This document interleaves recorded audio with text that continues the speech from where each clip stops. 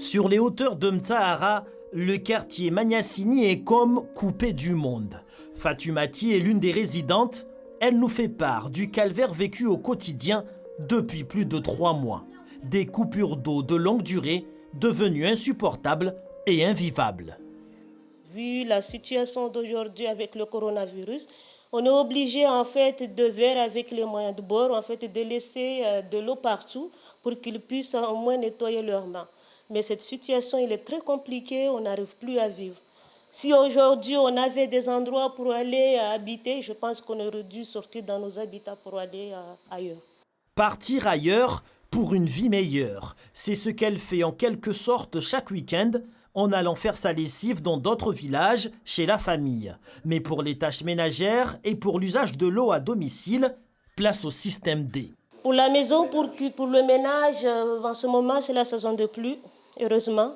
Au dehors, j'ai laissé un gros bac comme ça. Il y a de l'eau de pluie qui rentre là-dedans et nous, avec ça, on essaie de nettoyer partout.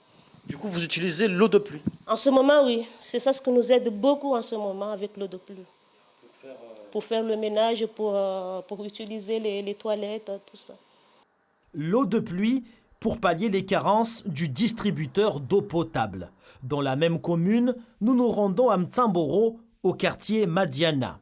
Hatibou rencontre toutes les peines du monde depuis que les coupures d'eau s'enchaînent après de longues semaines. Pour ce père de famille, cette situation ne fait que dégrader ses conditions d'hygiène. Jusqu'à ce jour, pas une goutte d'eau. Notre salut repose sur la pluie. Et dès qu'il pleut, ma femme s'active pour remplir les bassines.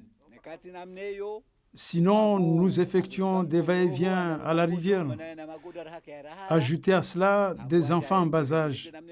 Vraiment, nous vivons des conditions très difficiles, pour ne pas dire un véritable calvaire.